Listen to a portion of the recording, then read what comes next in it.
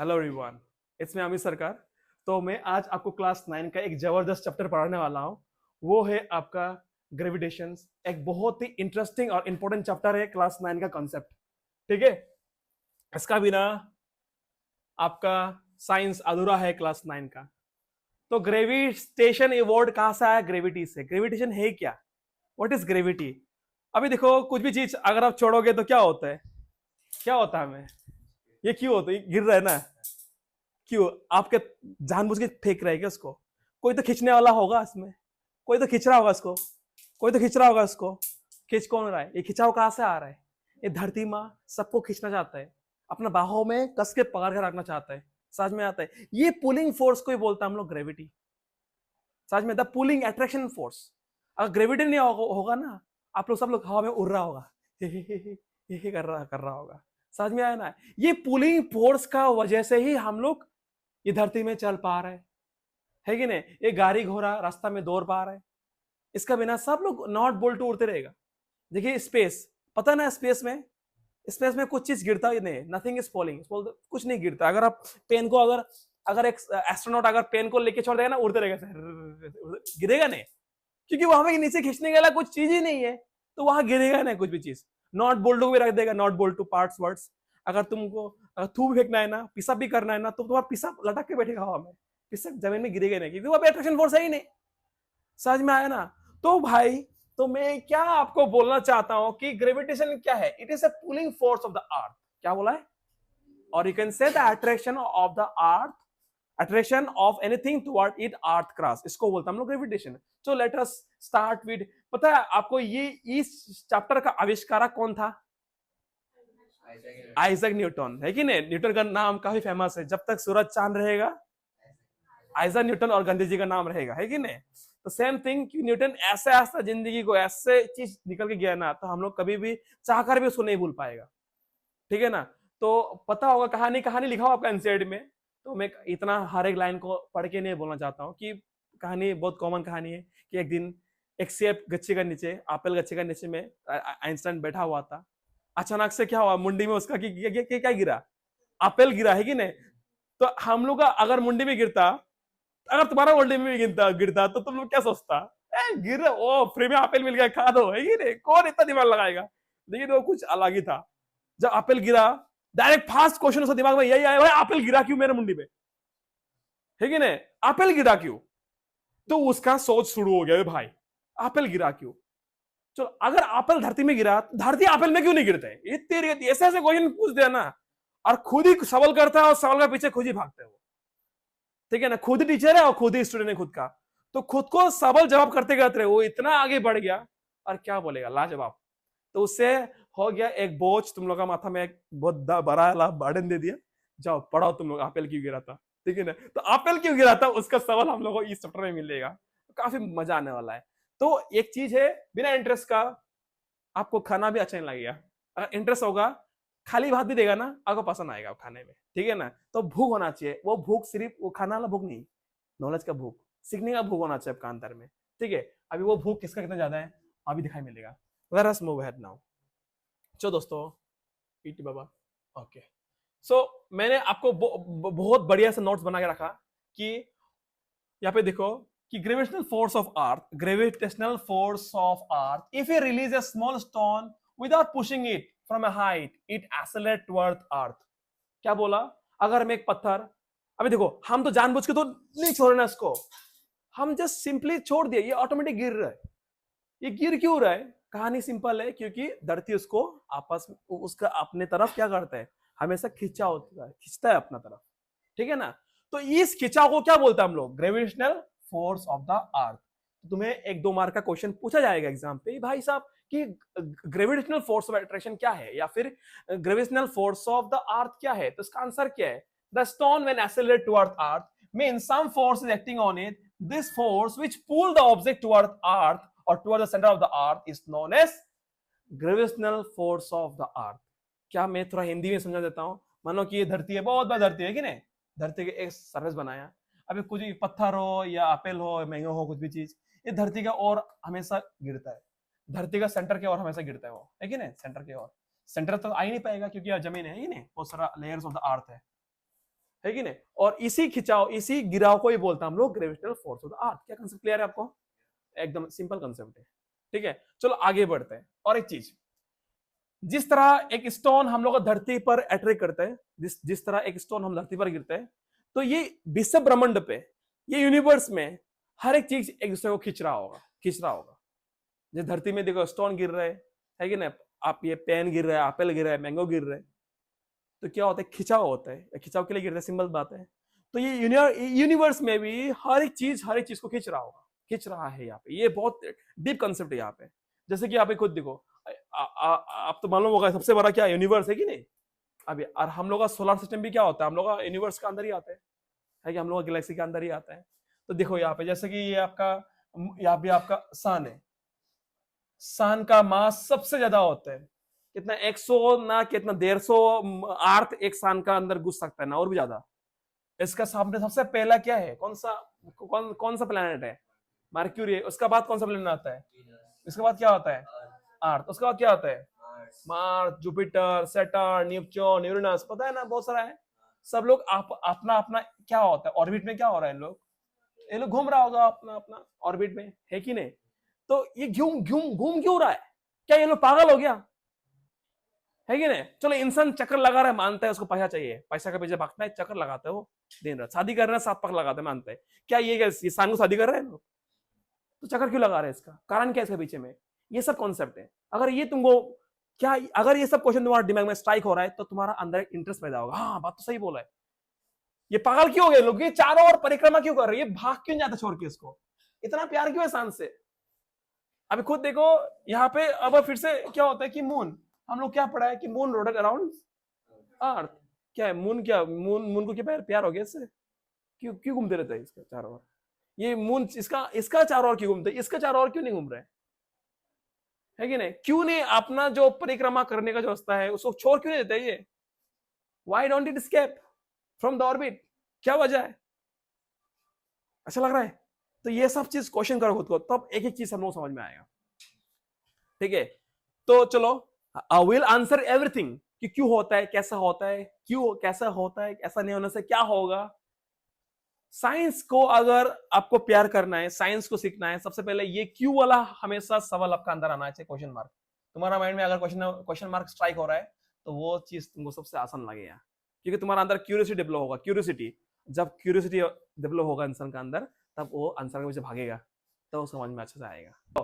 तो आपका क्लास का सबसे महत्वपूर्ण जो पहला टॉपिक है ये है, ये हर साल क्वेश्चन पूछा जाता है तुम्हारा थर्ड टर्म, तुम्हारा फाइनल एग्जाम पे, या फिर बड़ा बड़ा इंटरव्यू और एंट्रेंस एग्जाम में पूछा जाता है। जब आप जेईई मेंस में देखोगे, क्लास 11 में भी ये क्वेश्चन है आपका। ये टॉपिक का नाम है Newton's universal law of gravitation. Newton's universal law of gravitation. तो इसको समझते अच्छा से। चलो, ये क्या है? ये लॉ किसने दिया था? This law was proposed by, जिस तरह न्यूटन ने first law, second law, third law दिया था ना, first law of motion, laws of inertia, है कि नहीं? नेक्स्ट लॉ क्या? Laws of momentum. Third law क्या था? Action reactions of anything, right ना? तो इस तरह न्यूटन ने और एक बहुत भयंकर लॉ दिया था, और ये यूनिवर्स का हर एक कोना में एप्लीकेबल है। और इसका नाम है, इस लॉ का नाम क्या है? यूनिवर्सल लॉ ऑफ ग्रेविटेशन नहीं बोलते कोई कोई, या फिर कोई कोई इसको Newton's universal law of gravitation बोलते हैं ना। अभी क्वेश्चन पूछा जाएगा 3 मार्क या 2 मार्क का, what do mean by universal law of gravitation? क्या है चीज? तो पहले ये बुकिश लैंग्वेज समझते हैं, उसके बाद मेरा अमित सरकार का तरीका समझाता हूं मैं आपको। ठीक है, ये क्या बोला है? चलो दोस्तों मेरे साथ पढ़ो। Every mass in this universe, exactly समझो, पहले एक लाइन पढ़ लेता हूं, बाद में समझ में आएगा अच्छा सब लोगों को। Every mass in this universe attract every other masses with a force which is directly proportional to the product of their masses and inversely proportional to the square of the distance between them. आपको mark मिलने के लिए ये लिखना होगा। अभी क्या बोला ये चीज? क्या बोला ये? Every mass in the universe attract every other mass with a force which is directly proportional to the product of their mass and inversely proportional to the square of the distance between them. Even आपका NCERT में भी यही चीज सुंदर से देके रखा है। If I show you, look here, यही चीज लिखा हुआ है। पहला topic 9.1.1 universal law of gravitation. और it is also called as Newton's universal law of gravitation. Meaning same है, डोंट बी कंफ्यूज, दो अलग चीज नहीं है, दोनों सेम चीज है। तो क्या बोला यहाँ पे, सेम बुक में वही चीज लिखा है कि every object in this universe attract every other object with the force which is proportional to the product of their masses and inversely proportional to the square of the distance between them। यहाँ इतना बड़ा lyrics, ये lyrics का महत्व क्या है अभी समझाऊंगा। देखो कहानी देखो आप। अब बताओ कि दो चीज का बीच का फोर्स किसका ऊपर डिपेंडेंट है, इसमें बोला है कि नहीं। दो चीजों का जो फोर्स है, बीच में जो फोर्स लग रहा है, इसमें ये बोला है कि इस दुनिया में, इस यूनिवर्स में एक चीज हर एक चीज को खींच रहा होगा। अगर ए बीच में बी को खींच रहा होगा तो बी भी ए को खींच रहा होगा। ये बहुत इंपॉर्टेंट रूल है, समझ में आया क्या बोला है। What does the law says कि इस दुनिया में, इस विश्व ब्रह्मांड में, इस यूनिवर्स में हर एक चीज हर एक दूसरे को क्या कर रहा है, खींच रहा होगा। क्लियर है ना। अब बताओ, खींच रहा होगा विद सम फोर्स, और ये फोर्स किसका ऊपर निर्भर है, इस फोर्स निर्भर है मास का ऊपर और दोनों का दूरी का ऊपर, दूरत्व का ऊपर डिपेंडेंट है। अब खुद बताओ, ठीक है ना। मास ज्यादा होगा तो फोर्स ज्यादा होगा कि नहीं, डेफिनेटली मास ज्यादा होगा तो फोर्स ज्यादा होगा। तो इसलिए याद रखना कि force depend upon the attraction, force depend upon the mass, product of the mass. और दूसरा चीज क्या बोला है, this force depend upon the distance also, this force depend upon the distance also. जितना ज्यादा दूर होगा इतना उसका बीच का अट्रैक्शन कम होगा। तुम मानो निहाल, मानो कि तुम किसी को चाहता है कि ना, तुम किसी को प्यार करता है, चलो, लेकिन तेरा वो बंदी बहुत दूर है, तो बहुत दूर है, लॉन्ग डिस्टेंस रिलेशनशिप है मान लो, तो थोड़ा प्यार कम होगा कि नहीं, क्योंकि तुम बहुत महीना साल में देखा ही मिलता है उसको, बहुत दूर है तुमसे, तो तुमसे उसे लगाव कम होगा कि नहीं। ऑब्वियसली दूर है तो लगाव कम होगा। हम लोग का भी देखो रिलेटिव ऐसा होता है, देखो हम लोग का बहुत सारा रिलेटिव है, बहुत दूर दूर है, तो इतना खिंचाव नहीं, अपना ऑन ब्लड है, अपना खून का रिश्ता, लेकिन इतना दूर है, लेकिन क्या होता है कि इतना बॉन्डिंग नहीं है, इतना हाई वाई हेलो नहीं है लोग से। लेकिन अपना, मेरा पापा का खुद का भैया, खुद का भाई, इतना अट्रैक्शन नहीं है।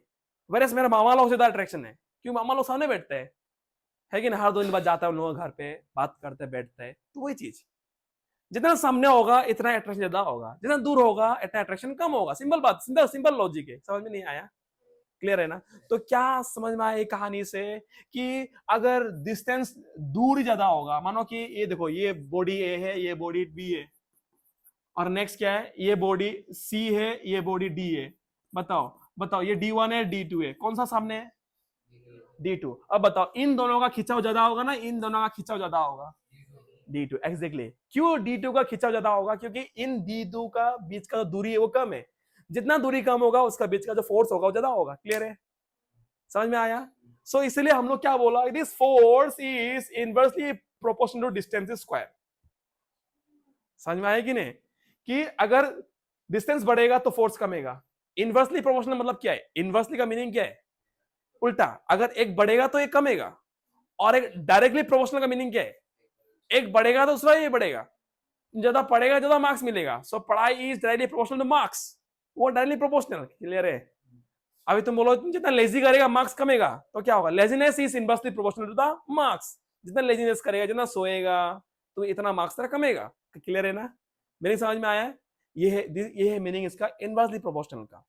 तो दोस्तों बहुत बढ़िया सुंदर क्या चीज बोला है कि every object in this universe, हर एक चीज इस यूनिवर्स में, इस दुनिया में, इस ब्रह्मांड में attract every other object with a force. समझ में आया ना। इस विश्व ब्रह्मांड में हर एक चीज एक दूसरे को खींच रहा है, खिंचाव है बीच में, यही बोला है। क्लियर है ये लाइन, हाँ समझो, हर एक लाइन को समझो, with a force, and that force, guys, buddy, that force which is proportional to the product of their masses. Wow, fantastic. That force is proportional to the product of the masses, mass of A, mass of B. समझ में आया। The force is depend upon the mass, directly proportional। जितना मास ज्यादा होगा इतना खिंचाव ज्यादा होगा, जितना मास कम होगा खिंचाव कम होगा। कहानी सिंपल है। क्लियर है। तो पहला लाइन क्लियर हो गया। That force is directly proportional to what, product of their masses. Product मतलब इनटू, दो मास का दोनों का into. Next, and inversely proportional to their distance, square of distance, or this force is inversely proportional to distance square. Distance square क्यों? क्योंकि इससे दूरी एक डी और इससे दूरी एक डी, दो डी नहीं है क्या, तो डी डी डी स्क्वायर, इसलिए क्लियर है ना। तो ये दो चीज ही बोला वो मिस्टर न्यूटन, क्लियर है ना। बताओ वो फोर्स किसका ऊपर डिपेंडेंट है? देखो मैं बार बार क्यों बोल रहा हूँ कि बहुत इंपॉर्टेंट है ये चीज, बहुत ही इंपॉर्टेंट है। तुमको एक नए देख के बिना बिना कंफ्यूजन का आपको बोलना होगा। अगर मैं पूछूं यूनिवर्सल लॉ ऑफ ग्रेविटेशन क्या है, क्या बोलोगे आप? In this universe, every object attracts every other object with a force. That force is directly proportional to the product of the masses.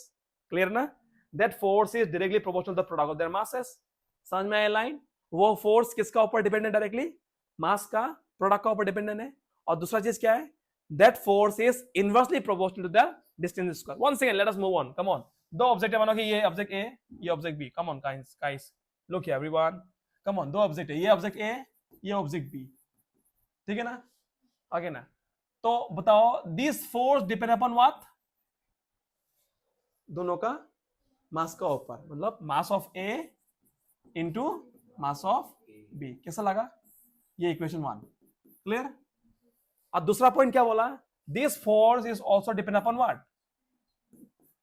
Distance square, inversely proportional to their distance square. ये हो equation 2। ये दो equation लिख लो, ऐसे equation बनेगा, नया equation, तागरा वाला बनेगा क्वेश्चन। वन सेकंड गाइस, कौन ये समझ में आया बच्चों? One second, this force depend upon what? Product of their masses, and this force also depend upon inverse of their distance square. और यही है यूनिवर्सल लॉ ऑफ ग्रेविटेशन, यही बोला न्यूटन ने, यही बोला। ये बहुत बड़ा एक सेंटेंस था, एकदम बहुत ही एक्सपेंसिव और बहुत ही एक्सपेंसिव एंड प्राइस दामी वाला एक लाइन है। वन सेकंड एवरीवन, नहीं देखे बोलना ट्राई करो इसको। Okay, every object in this universe attracts क्या करता है? Every other object with a force, that force is directly proportional to their distance square, or you can say that force is directly proportional to their product of their masses and inversely proportional to their distance square. माँ कसम यार, माँ कसम, क्या बोलेगा तुमको, इतना भयंकर ये सेंटेंस है ना, है कि नहीं? बहुत तगड़ा वाला पॉइंट है ये चीज। मैं आपको और सिखाऊंगा इसका ऊपर न्यूमेरिकल से, बहुत सारे न्यूमेरिकल से। पहले समझो तो पहले ये चीज। चलो आगे जाओ, आगे तगड़ा। अब वापस ये क्या था नेक्स्ट वाला? Force is by distance square.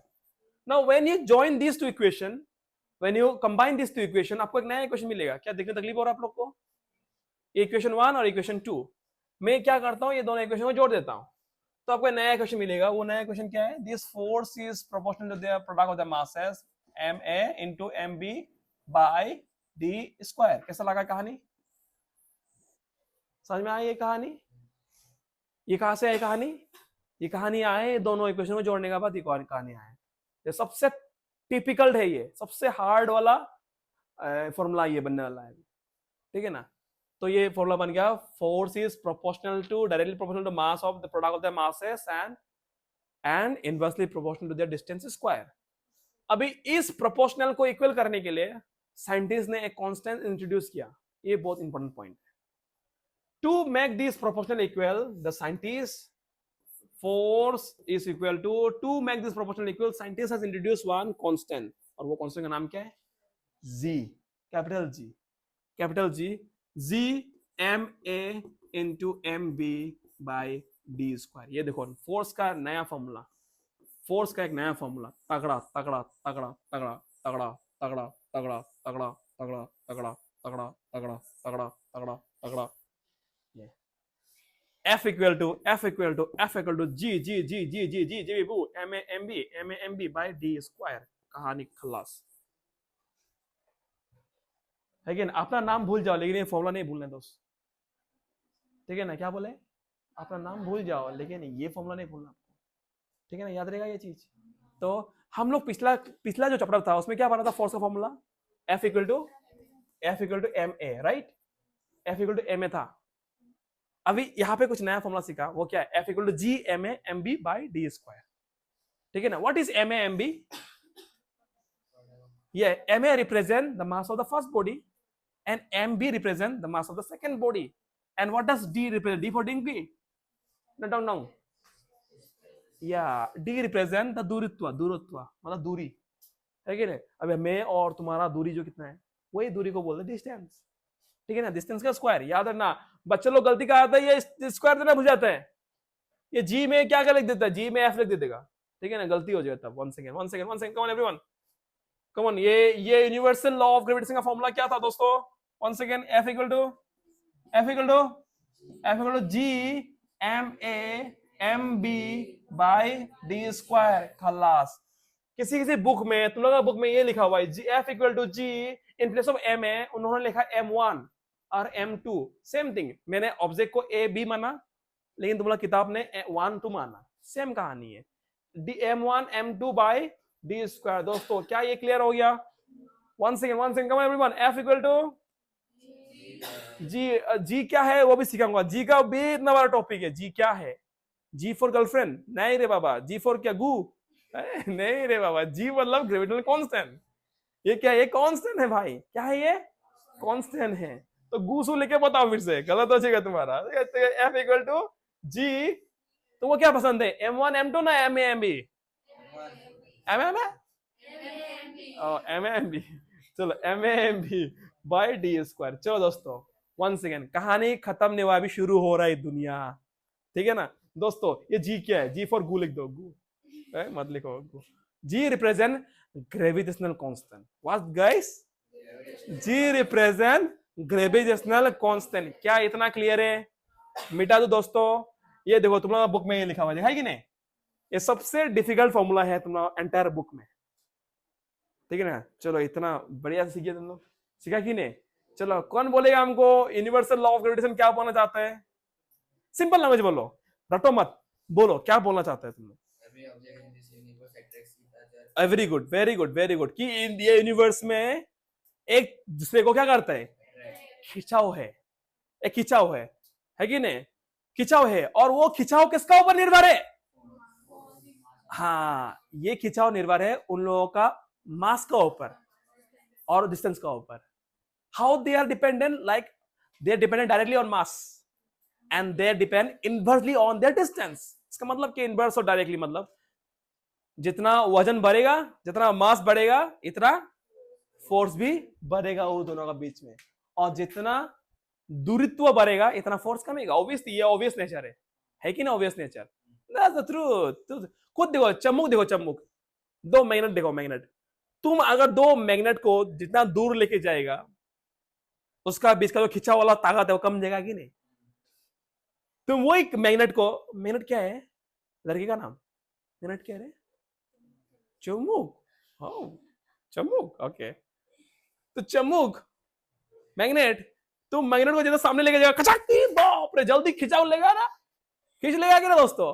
क्यों होता है ऐसे? क्योंकि उसमें पावर बढ़ जाता है।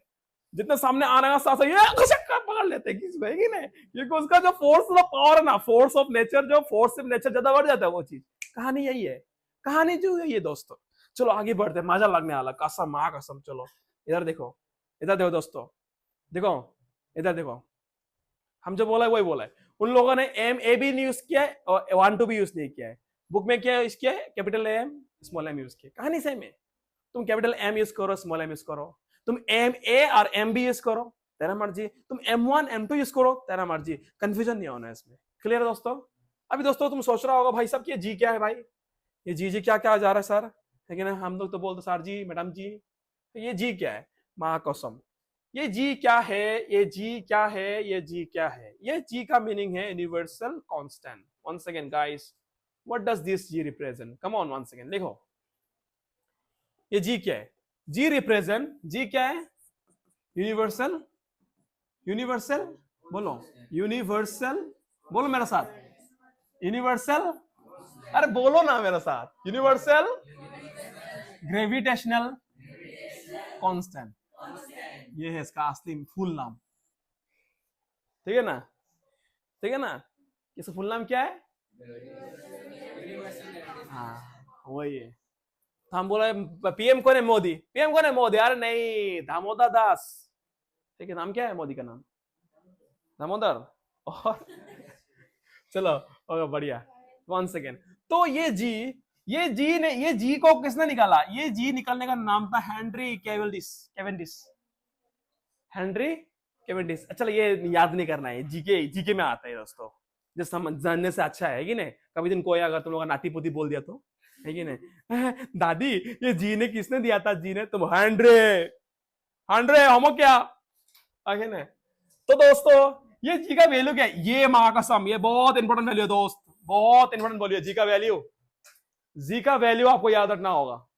जी का वैल्यू क्या है? जी का वैल्यू है, कमान दोस्तों, 6.673 बोलो, इंटू 10⁻⁻11। ये है जी का वैल्यू। इसको याद रखना पड़ेगा आपको। जी का वैल्यू ये कांस्टेंट का वैल्यू है, और इसका यूनिट क्या है दोस्तों? इसका यूनिट है न्यूटन, न्यूटन मीटर स्क्वायर पर केजी स्क्वायर, इसका यूनिट है, ये इसका यूनिट है। चलो बोलो, या याद रहेगा आपको? याद रहेगा ना? याद करा दूं मैं आपको? बोलो, एक झटका में याद, जिंदगी में नहीं भूलेगा। नहीं करा ना याद? चलो ठीक है, याद रहेगा ना? नहीं याद कराना है, बोलो कराना है। तो कहानी सुनो। Who is your favourite cricketer? अरे बोल जल्दी। विराट कोहली। चलो विराट कोहली, विराट कोहली, हाँ विराट कोहली ने मारा 6 में 6, 6 गेंद में 6 6। ये गेंद है, 6 गेंद में, ये गेंद नहीं है क्या? 6 गेंद में 6 6, ठीक है ना? 6 गेंद में 6 6 मारने के बाद भगवान भी खुश। भगवान कहां पे रहता है? ऊपर नहीं, स्वर्ग में रहता है भाई। तो वो हेवन, ये दोस्त है मतलब हेवन, ठीक है ना?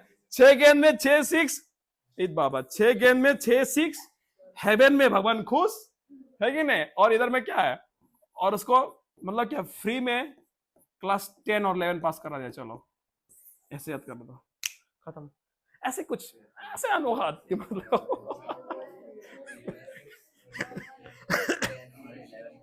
नहीं पढ़ा क्या आप लोग? Class 7 go to heaven, class 3 all India free.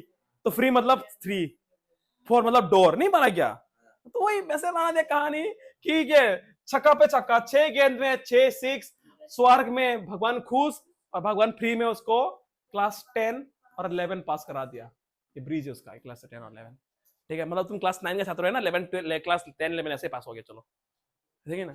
ऐसे मान लो ना कुछ भी, ठीक है? याद करने के लिए जस्ट कहानी खत्म। देखो पहला सवाल थोड़ा बुक का, पहला सवाल शुरू हो गया। स्टेट असम, कोई लिख के आता है ऐसे, state the universal law of gravitation. Sir Assam इसमें स्टेट, बहुत महान आदमी है वो लोग, ठीक है ना? आपको क्या बोला यहाँ पे? स्टेट बोला मतलब क्या बोला यहाँ पे? State the universal law of gravitation, मतलब आप डिफाइन करने बोले यहाँ पे। आपको क्या बोला है? Define the universal law of gravitation. अब जो सीखा था देर से वही था इसका आंसर, 3 मार्क का आंसर है। क्या था? क्या था क्वेश्चन उसका? कि every object in this universe attract every other object with a force, that force is directly proportional to the product of their masses and inversely proportional to the distance square, ठीक है ना? where F equal to G M M by D को, ठीक है ना? चलो ये clear है, समझ में आया? चलो क्वेश्चन करते इसका ऊपर। ओके बंदा लोग देखो, मेरे प्यारा बंदा बंदी लोग यहाँ पे देखो, हम लोगों ने क्या सीखा? जी, है कि नहीं? जी फॉर जीनियस, जी रिप्रेजेंट, देखो हर एक चैप्टर में इसका मीनिंग अलग अलग होता है कि नहीं? तो जी किसी की जिंदगी में जी का मतलब क्या होता है? गोल भी हो सकता है कि नहीं? किसी का जिंदगी में जी का मीनिंग गु भी हो सकता है, ठीक है? और तो गोल और गु का अंतर छोड़ो, इस चैप्टर में जी का मीनिंग क्या है? Universal gravitational constant, universal universal gravy, वाह ग्रेवी मांसोजुल, ठीक है ना? ग्रेविटेशनल,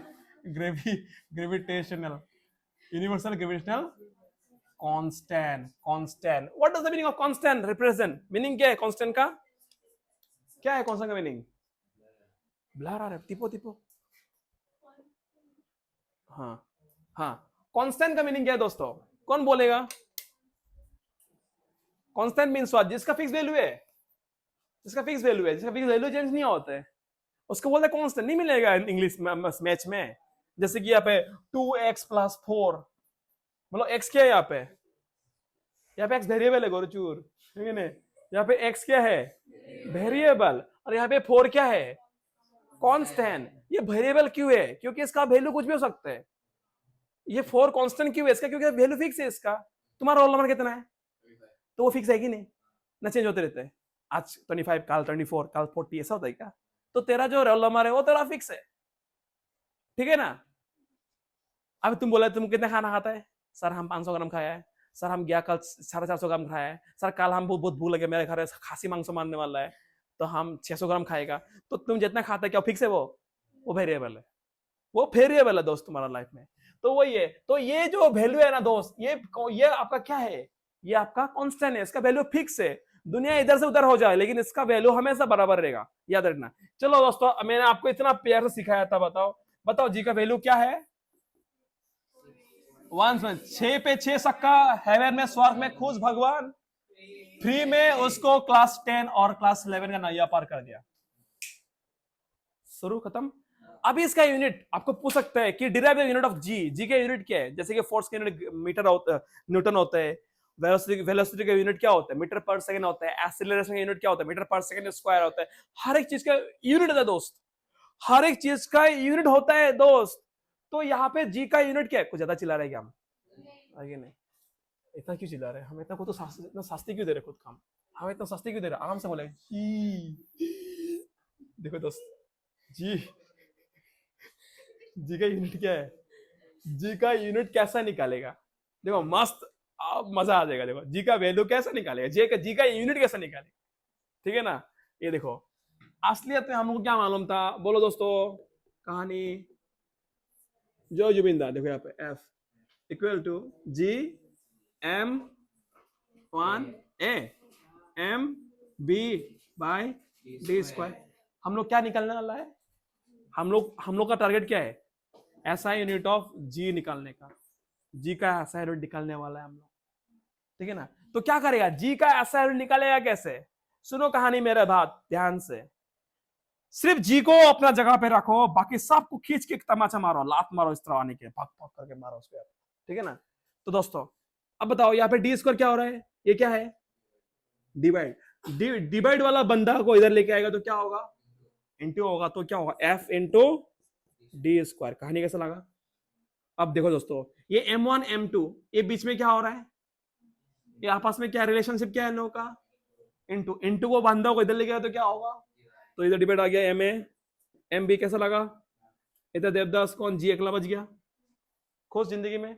अब देखो मजा आने वाला है, इसका यूनिट निकालने वाला है, जी का यूनिट क्या निकालने वाला है, देखो दोस्तों। अब देखो क्या कलर पसंद है आपको, ग्रीन, चलो ग्रीन।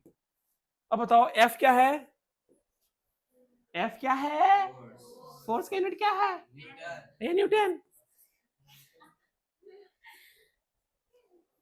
डोंगी, डी क्या है, डिस्टेंस का दूरी क्या है, डिस्टेंस का यूनिट क्या है, मीटर, खाएगा मीट, चलो।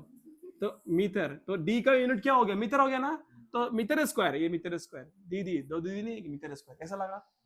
अब बताओ ये एम क्या है, एम क्या है, मास का यूनिट क्या है, तो ये इधर केजी, इसका भी तो केजी होगा।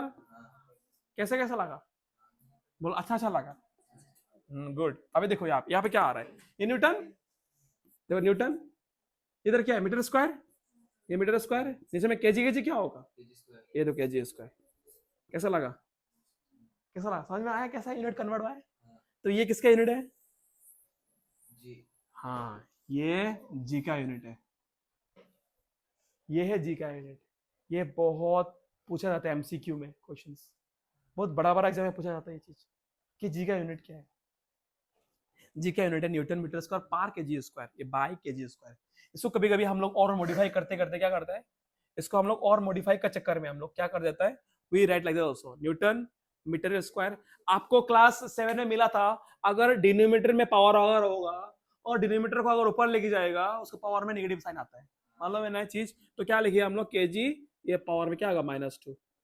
तो ये बन गया किसका यूनिट दोस्तों, ये बन गया किसका unit, it is the SI, SI sub inspector है कि नहीं, SI unit of, SI unit of G, G बोलो तो यूनिवर्सल ग्रेविटेशनल कांस्टेंट।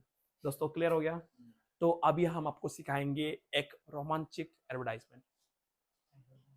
चलो स्टॉप।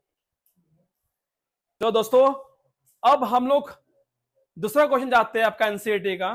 दूसरा क्वेश्चन क्या है यहाँ पर, write the formula to find the magnitude of the gravitational force between the earth and the object on the surface on the earth. क्या बोला यहाँ पे, क्या वो फॉर्मूला को लिखो जिससे आप दो चीज का फोर्स को निकाल सकने के लिए। देखिए धरती में और धरती के ऊपर कुछ भी अगर सामान है, पत्थर उत्तर ईटा उटा कुछ भी है, और धरती और ईटे का बीच में अगर दूरी को फोर्स को निकालना है, उसका फॉर्मूला क्या होगा, F equal to G M A M B by A square. यही फॉर्मूला, खत्म आंसर इसका। क्लियर। अभी हम लोग का नेक्स्ट टॉपिक ये है दोस्त कि नेक्स्ट टॉपिक हम लोग का क्या है, ये जो नेक्स्ट टॉपिक कल बोलेगा तो बोलना होगा सब चीज एकदम मजा कहानी। Our next topic is importance of the universal law of gravitation. Universal law of gravitation का क्या जरूरी है, क्या इंपॉर्टेंस है कि नहीं, ये क्यों जरूरी है, हम लोग जो पढ़ा है कि अट्रैक्शन अट्रैक्शन डिस्टेंस स्क्वायर, क्या मीनिंग है इसका। सो दोस्तों पहला इंपॉर्टेंस क्या है, दिस फोर्स और the force that bind us to the earth, ये ग्रेविटेशनल फोर्स हम लोगों को धरती में क्या करके बांध के रखा है, नहीं तो हम लोग इधर उधर उड़ के चला जाएगा, इधर उधर क्या करेगा उड़ के चला जाएगा, है कि नहीं। तो धरती में हम लोगों को क्या करके रखा है, हमेशा पकड़ के रखा है हम लोगों को, इंसान बोलो घर बोलो जमीन बोलो हर चीज को पकड़ के रखा है। तो इसलिए पहला यूज ये है, पहला इंपॉर्टेंस ये है कि universal law of gravitation the force that bind us to the earth. Clear है ना, पहला पॉइंट नहीं है, समझ में नहीं आया, ओके ओके। तो दूसरा पॉइंट क्या है, इस फोर्स की वजह से क्या होता है, the motion of the moon and the earth is taking place. ये जो हम लोग का जो मून है वो धरती का जो चारों ओर का परिक्रमा कर रहा है, वो क्यों कर रहे हैं, इसी फोर्स का नतीजा के लिए। नहीं तो कब का मून छोड़ देता, या अर्थ जो सन का चारों ओर चक्कर लगा रहा है, क्यों लगा रहा है, ये यूनिवर्सल लॉ ऑफ ग्रेविटेशन की वजह से, नहीं तो कब का अर्थ कहाँ चला जाता है, खराब हो जाता है। दूसरा पॉइंट है। नेक्स्ट थर्ड पॉइंट क्या है, the motion of the planets around the sun. आज देखो 8-9 जो ग्रह है हम लोगों का, मरकरी वेनस अर्थ मार्च, ये सब चीज हम लोगों का सन का चारों ओर घूम रहा है कि नहीं, वो क्यों घूम रहा है, इसी फोर्स का वजह से, इसी यूनिवर्सल फोर्स का वजह से। अगर ये फोर्स नहीं होता तो ये नहीं होता। आज हम लोग का सोलर सिस्टम एक जगह में स्थित नहीं रहता, एक जगह में नहीं रह पाता। नेक्स्ट फोर्थ पॉइंट क्या है, ऐसा तो बहुत यूजेस है, आप लोग छोटा क्लास में क्लास 9 पे तो आपका मिनिमम पॉइंट्स दे दिया है आपके। The tides due to the moon and the earth, आज जो मून और सन का जो खिंचाव है, जो टाइड्स आ रहा है, जो टाइड्स पता है ना, टाइड्स है कि ना, सी वेव्स, वो क्यों आ रहा है, वो टाइड्स भी क्या है, लहर लहर, वो लहर भी किसके लिए आ रहा है, वो अट्रैक्शन के लिए आ रहा है, इसका बिना पॉसिबल नहीं है। कैसा लगा, तो आज का क्लास यही समाप्त करता हूँ, अगली क्लास में अगले एपिसोड, क्या बोलते हो, ओके। तो दिल थाम के रिवाइज करके आइएगा, और बहुत तगड़ा चीज पढ़ने वाला है, बहुत तगड़ा चीज होने वाला है, ठीक है।